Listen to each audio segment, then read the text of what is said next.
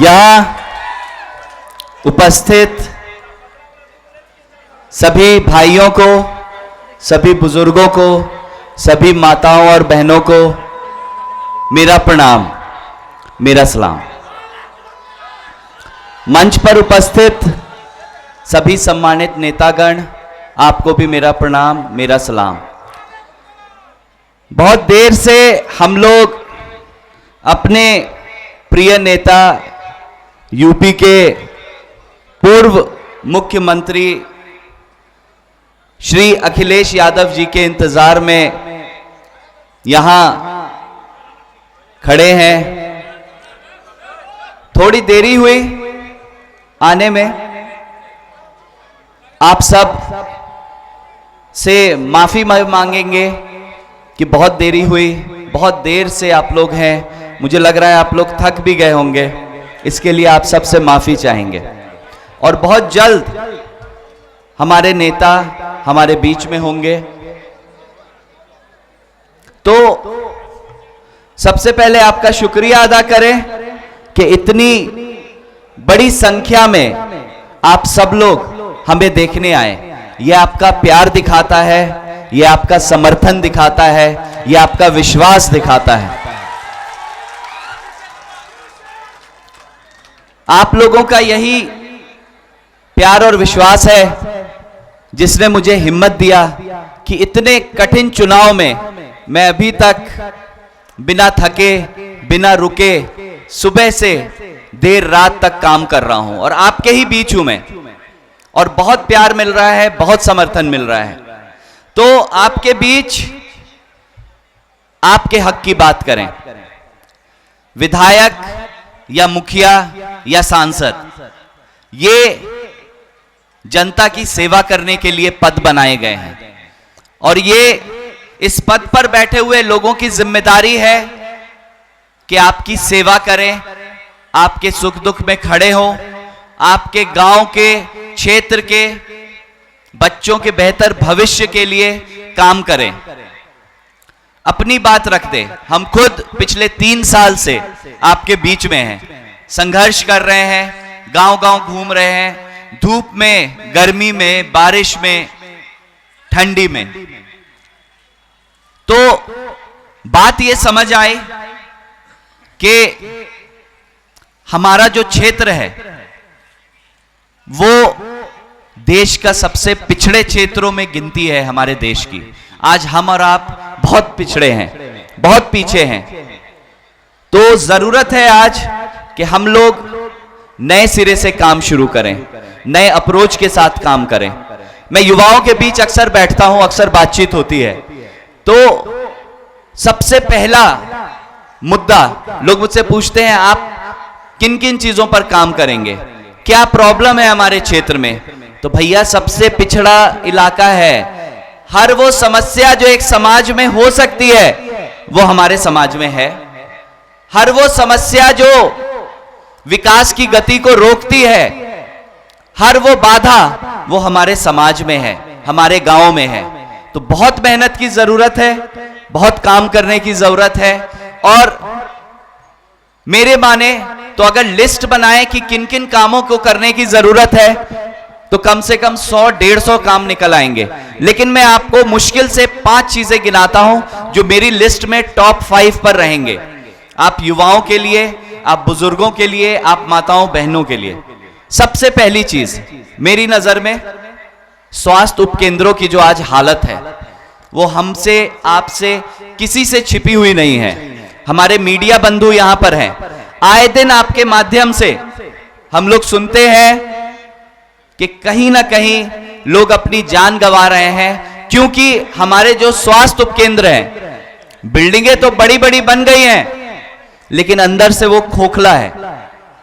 लोगों की जान जा रही है, कहीं ऑक्सीजन की कमी की वजह से, कहीं दवाओं की कमी की वजह से, कहीं डॉक्टरों की कमी की वजह से और कहीं बेसिक संसाधनों की कमी की वजह से।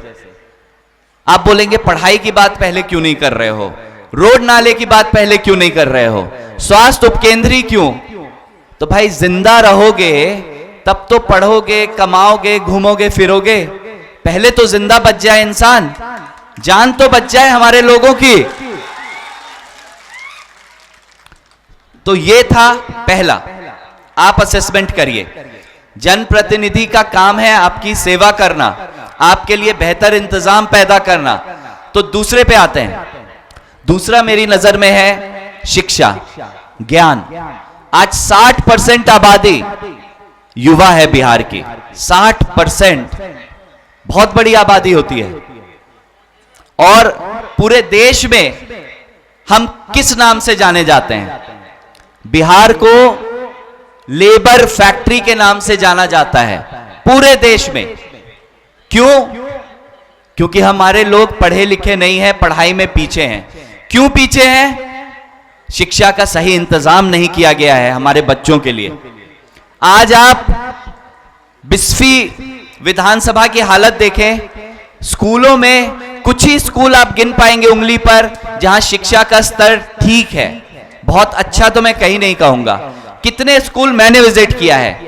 इस विधानसभा में 40 पंचायत हैं, 350 टोले हैं। आज टोलों की जो आबादी है वो गांव जैसी है, तो मैं कहूंगा 350 गांव है।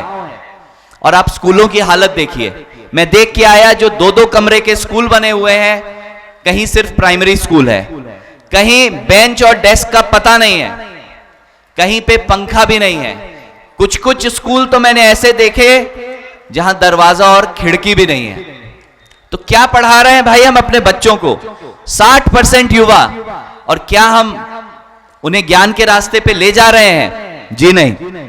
हम लेबर फैक्ट्री थे और बने रहने के ही रास्ते पर हम चले जा रहे हैं। तो मेरा मानना है कि हमें शिक्षा पर काम करना पड़ेगा, अपने बच्चों को ज्ञान के रास्ते पर आगे ले जाना पड़ेगा, ताकि हमारे बच्चे भी डॉक्टर, इंजीनियर बने, अकाउंटेंट बने, प्रोफेसर बने, आईएएस, आईपीएस बने। ऐसे काम नहीं चलेगा भाई। तो ये मेरा, मैं आपको मैनिफेस्टो ही सुना दूं, मेरा इसे आप मैनिफेस्टो समझ लीजिए कि मैं किन चीजों पर काम करना चाहता हूं आपके लिए। आपको ठीक लगे आप समर्थन दीजिए, आपको लगे नहीं नहीं ये फालतू के मुद्दे हैं, हम इस पर वोट नहीं देंगे, हम तो सिर्फ जाति पर वोट देंगे, हम तो सिर्फ धर्म पे वोट देंगे, तो वो आपकी मर्जी। लेकिन आपको हम साफ कर दें, हम न जाति की राजनीति में विश्वास रखते हैं, न धर्म की राजनीति में विश्वास रखते हैं, सिर्फ और सिर्फ विकास की राजनीति में विश्वास रखते हैं। आपको पसंद आए साथ दीजिए, नहीं आए हमको साइड कर दीजिए, लेकिन जो हमको काम करना है हम वही काम करेंगे, इससे हम हटेंगे नहीं। मैं युवाओं से अक्सर बात करता हूं, तो मुझे वो लोग कहते हैं कि भैया कहीं लाइब्रेरी की सुविधा नहीं है। हर पंचायत में कम से कम एक लाइब्रेरी हो, जहां जो बच्चे स्कूल के बाद पढ़ाई करना चाहते हैं पढ़ सके, जो कंपटीशन की तैयारी करना चाहते हैं वो भी पढ़ सके।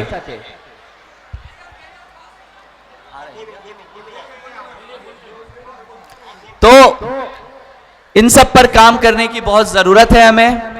और रोजगार का मुद्दा तो हम आपसे छिपा नहीं है। तेजस्वी जी ने भी घोषणा किया है कि हम लोग हर घर में एक सरकारी नौकरी देने का काम करेंगे। और तेजस्वी यादव जो कहता है वो करके दिखाता है। पिछली बार 10 लाख नौकरी की वादा किया उन्होंने। बहुत लोगों ने बहुत तरह की बात सुनाई तेजस्वी जी को, अभद्र अभद्र बात कही कि बाप के घर से लाओगे, बहुत तरह की बातें कही। लेकिन उनको 17 महीने का कार्यकाल मिला, 5 लाख नौकरी देके दिखाया। थोड़ी देर ब्रेक लेते हैं आपसे, हमारे नेता पधार लिए हैं, तो अपनी बात को यहां थोड़ी देर के लिए ब्रेक करते हैं, नेता का स्वागत करते हैं।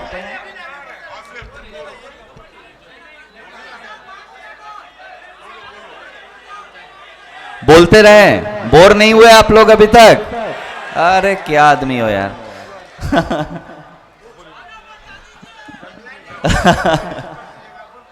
तो अपनी बात रख लेते हैं, फिर 5 मिनट का समय है नेता के आने में, तो अपनी बात खत्म कर लेते हैं जल्दी से। और आपको बता रहे हैं आपके लिए क्या करने हैं। आपके लिए जानना जरूरी है कि आपका जनप्रतिनिधि आपके लिए क्या करेगा। तो हम लोग बात कर रहे थे रोजगार पे। पलायन बड़ी समस्या है, और सिर्फ काम धंधे के लिए नहीं, लोग पढ़ने के लिए भी जाते हैं। हम भी छोटे से थे 7-8 साल के, तो पढ़ाई के लिए बोर्डिंग स्कूल भेज दिए माँ बाप मेरे। क्यों? यहां कोई सीबीएसई एफिलिएटेड स्कूल नहीं था। उनकी ख्वाहिश थी बच्चा अच्छे से पढ़ लिख ले। तो पलायन सिर्फ मजदूर नहीं करता है, पलायन छोटे छोटे बच्चों को भी करना पड़ता है पढ़ाई के लिए। तो शिक्षा का सही इंतजाम बहुत जरूरी है। और नौकरी, अब बोलिएगा भाई नौकरी आएगी कैसे? कैसे आएगी नौकरी? तो 2 तरीका है मेरी नजर में। पहला है फैक्ट्रीज लगे, इंडस्ट्रीज लगे, इससे जॉब क्रिएशन होगा। दूसरा, पहला तो हो गया, दूसरे पे आते हैं। दूसरा है, 2 नहीं काफी हैं भाई। तो एक तो फैक्ट्री लग गई, इंडस्ट्री लगी, कुछ नौकरियां उससे जनरेट होंगी। सरकारी नौकरी तेजस्वी जी देंगे, उससे भी कुछ हल होगा। और एक चीज होता है, हम आपसे बात करें, बिजनेस मैनेजमेंट की पढ़ाई किए हैं तो थोड़ा टेक्निकल बात भी करें। सीडी रेशियो के बारे में सुना होगा कुछ आप लोगों ने, जिन लड़कों ने बीबीए की पढ़ाई की होगी उन्होंने सीडी रेशियो पढ़ा होगा। सीडी रेशियो होता है क्रेडिट डिपॉजिट रेशियो। समझाएं क्या आपको? बोर तो नहीं हो गए? लोग बोल रहे हैं बोर हो रहे हैं, समझा दें क्या? CD ratio, credit deposit ratio, ये क्या होता है? जैसे सिंपल भाषा में समझाएं, अगर हम आप 100 रुपया बैंक में जमा करते हैं मान लीजिए, तो बैंक वो 100 रुपया वापस लोन के तौर पे युवाओं को, लोगों को देता है जो छोटा छोटा रोजगार करना चाहते हैं। महाराष्ट्र में, गुजरात में सीडी रेशियो है 98%। 98% का मतलब हुआ 100 रुपया वहां के लोग जमा करते हैं तो बैंक 98 रुपया वापस लोन के तौर पे दे देता है युवाओं को। बिहार में कितना है? 40%। मतलब हम आप जो 100 रुपया जमा कर रहे हैं, सिर्फ 40 रुपया वापस लोन के तौर पे मिल रहा है। 60 रुपया दूसरे राज्य में चला जा रहा है। एक तो वैसे ही गरीब राज्य, ऊपर से हमारा ही पैसा उठ के दूसरे राज्य में जा रहा है, तो कैसे बढ़ेंगे आगे? तो हम आपको ये नहीं बोलेंगे कि हमारा 98% हो सकता है। अगर सरकार चाहे तो ये सीडी रेशियो 55%, 60% किया जा सकता है। 20% बढ़ेगा। आपको पता है कितना पैसा एक्स्ट्रा आएगा हमारे पास? 2 लाख करोड़ बिहार में एक्स्ट्रा पैसा आएगा, जो युवाओं को, जो भी लोग, महिलाओं को, लोगों को, जिनको भी छोटा मोटा कारोबार करना है, उनको ये लोन मिल सकता है। और जब कारोबार लगता है तो क्या होता है दोस्तों? नौकरी। कोई भी इंसान कारोबार लगाता है तो नौकरी मिलती है, वहां नौकरी जनरेट होती है। जब लाखों लोग रोजगार लगाने के लायक हो जाएंगे, और ये पैसा हम किसी से मांग के लाने की बात नहीं कर रहे हैं, हमारा आपका पैसा बैंक में है, जो बाहर जा रहा है वो हमें आने की बात कर रहे हैं। कोई हवा में पैसा हम आपके लिए पैदा करने की बात नहीं कर रहे हैं। तो ऐसे अगर हम मोटिवेट करें, पढ़े लिखे लोग मंत्रालय में बैठे, युवा लोग मंत्रालय में बैठे, हम तो कहेंगे युवा सोच की जरूरत है, युवा संकल्प की जरूरत है। काम मुश्किल है लेकिन इनसे रोजगार के अवसर पैदा होंगे। तो इन सब पर आपके लिए काम करना चाहते हैं। अगर आप लोग समर्थन देंगे, अगर आप लोग साथ देंगे, तो मेरी कोशिश है कि हम आप लोगों के लिए काम करें, आपके सुख दुख में खड़े रहें और हमारे बच्चों के बेहतर भविष्य के लिए मेहनत करें। आप लोग भी जानते हैं हम राजनीति में कोई लोभ लालच से नहीं आए हैं। हमको कुछ नहीं चाहिए ऐसा राजनीति से, या कुछ ऐसा पहले से मेरे पास है नहीं जो विधायक बन के हमको मिल जाएगा, ऐसा कुछ भी नहीं है। जितना एक विधायक अपने क्षेत्र के लिए कर पाता है, हम आज भी अपने संस्थाओं के माध्यम से अपने समाज के लिए, अपने लोगों के लिए उससे कहीं अधिक कर पा रहे हैं। लेकिन एक जज्बा है दिल में। विदेश में रहे हैं, बाहर पढ़े लिखे हैं, विकसित दुनिया देखे हैं, विकसित दुनिया में रहे हैं, दुनिया कहां से कहां पहुंच गई है और हम कहां के कहां रह गए हैं। अब बताइए कौन लेगा हमें विकसित करने की जिम्मेदारी? कोई बाहर से आएगा, कोई अमेरिका से आएगा? बॉस हम हैं, आप हैं, 60% युवा हैं, मिलजुल कर तरीके से मन में ये बिठा लें कि हमें अपने क्षेत्र के लिए कुछ करना है। जितना आपसे हो सके आप करो, जो हमसे हो सकता है हम करें। मिलजुल कर शुरू करेंगे तभी आने वाले वक्त में हमारा ग्राफ ऊपर जाएगा। अगर यहीं के यहीं रह गए तो पहले भी गरीब राज्य थे, पहले भी लेबर फैक्ट्री थे, आगे भी लेबर फैक्ट्री रहेंगे। लेकिन आज युवा हैं, दिल में जज्बा है, जोश है, कुछ कर गुजरना चाहते हैं। बहुत साल बाहर रहे, अब पूरा जीवन यहीं रहना है। इसी मिट्टी से जन्मे हैं और अब इसी मिट्टी में एक दिन मिल जाना है। तो जो भी 40-50 साल की जिंदगी है, मेहनत करने का वक्त है, चाहते हैं वो डेडिकेट करें। भाई मेरी भी तो जन्मभूमि है। अब बोलोगे क्यों, तुमको क्यों पड़ी है? मेरी भी जन्मभूमि है ना। इसी विधानसभा में सतलखा पंचायत है जिसपे चंद्रशैनपुर गांव है, मेरा गांव है, मेरी जन्मभूमि है, इसलिए मेरा लगाव है। अगर इस क्षेत्र का विकास हमारे विधायक कर रहे होते तो हम अपना काम कारोबार देखते, अपनी जिंदगी एंजॉय करते, लेकिन नहीं हो रहा है कुछ।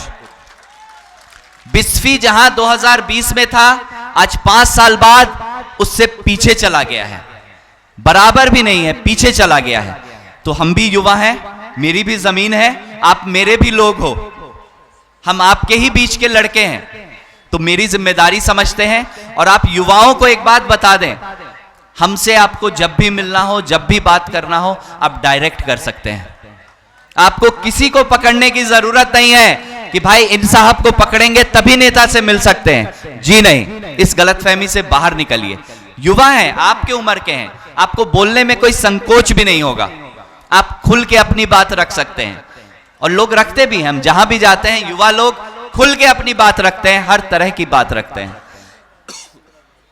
और आपको बता दें, हमारे जीवन काल में पहली बार युवा को बिस्फी में टिकट मिला है, और कितनी मुश्किल से मिला है यह आप किसी से छिपा हुआ नहीं है। कोई ऐसा नहीं है कि हम बड़े नेता के लड़के हैं तो हेलीकॉप्टर से चुनाव में लैंड कर गए, ऐसा नहीं हुआ है। आपने भी मेरा संघर्ष देखा है, 3 साल आपके बीच रह के संघर्ष किए हैं, मेहनत किए हैं, अपनी दावेदारी पार्टी के आगे पेश किए हैं कि भाई मैं भी इस मिट्टी से जन्मा हूं, यहीं का लड़का हूं, मैं अपने लोगों के लिए काम करना चाहता हूं, मैं मेहनत करके दिखाता हूं आपको, आप भरोसा जताओ मेरे ऊपर। और पार्टी ने भरोसा जताया, इंडिया गठबंधन के शीर्ष नेतृत्व ने भरोसा जताया। और आपको विश्वास दिला दें, आपके हक के लिए हमेशा खड़े रहेंगे, आपके लिए काम करते रहेंगे। इतने दिन से चुनाव में है, गला बैठ गया है बोल बोल के, सुबह से शाम, दिन से रात।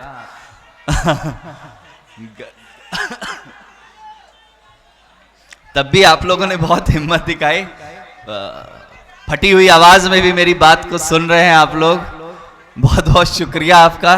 मुझे लग रहा है अभी तक कान बज गया होगा आप लोगों का, जो मेरे आवाज की हालत हो गई है। लेकिन और जब भी आपके बीच आए, आप बेझिझक अपनी बात रखें, और आप इन बातों को भी रखें कि भाई आप अपने नेता से क्या अपेक्षा रखते हैं। हमने तो बताया हम क्या करना चाहते हैं, लेकिन जब भी हम आपके बीच जाते हैं, आप भी हमें अपनी अपेक्षा बताइए कि आप अपने नेता से क्या चाहते हैं।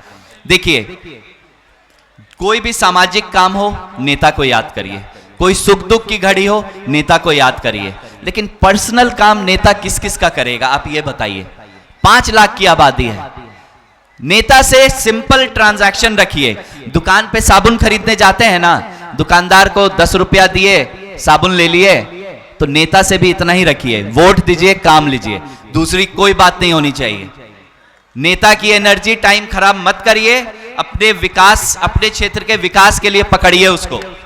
अब बोलिएगा भाई तुम तो, चुनाव है तो सब नेता आता है। हम जहां भी जाते हैं, आपको एक बात बताते हैं, महिला लोग खास करके, औरतें हमको हर गांव में एक बात जरूर बोलती हैं, 3 साल से हम जा रहे हैं क्षेत्र में, कि तुम भी आए हो, वोट लोगे, तुम भी भाग जाओगे। हर कोई यही बोलता है। और अभी चुनाव में जा रहे हैं तो बोल रहे हैं चुनाव में तो सब आता है, फिर नहीं दिखोगे, फिर नहीं आओगे। लेकिन मेरा उनको कहना है कि भाई अभी युवा हैं, आप लोगों ने कभी युवा नेता बिस्फी में नहीं देखा है। अभी युवा हैं, अभी 40-50 साल की राजनीति करना है, अभी 40-50 साल हमको जन सेवा करना है। अगर आज आपको ठग लिया, मेरा ही करियर खराब होगा, दोबारा आप नहीं आने दीजिएगा। हम क्या करेंगे 40 साल? इसीलिए आपको ठगने की नियत से नहीं आए हैं, आपके लिए काम करने आए हैं, अपने लिए। मेरी भी जमीन है भाई, आप लोगों के लिए काम करने आए हैं यहां, और अपने नेता से काम लीजिए। एक और घोषणा कर दें आप लोगों के बीच, आप युवाओं की डिमांड थी, तो सिर्फ आपकी डिमांड पे ये काम हम किए हैं।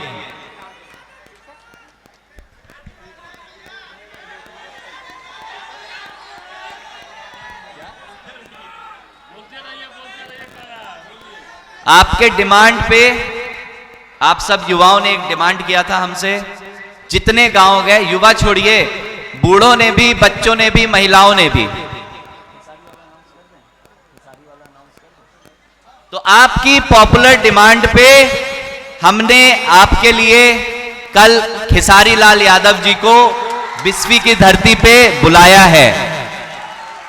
कल 2 बजे खेसारी जी खंगरैठा में, खंगरैठा की धरती पर उतरेंगे, हमारे आपके लिए और आपकी डिमांड पे, आपकी चाहत पे। तो आप सब आए।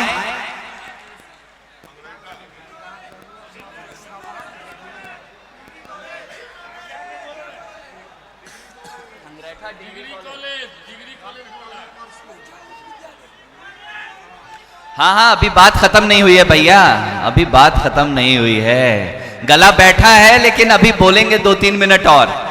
तो आप युवाओं की ये एक डिमांड तो हो गई। एक और डिमांड युवा जो अक्सर हमसे करते हैं वो है कि भैया लाइव, यस करेक्ट, किसने बोला? Very good, degree college. विधानसभा में आज भी डिग्री कॉलेज, विधानसभा की नहीं कहूंगा मैं, बिस्फी प्रखंड में आज भी डिग्री कॉलेज नहीं है। हमारे विधायक जी ने घोषणा किया कि वो निजी जमीन पे बनाएंगे।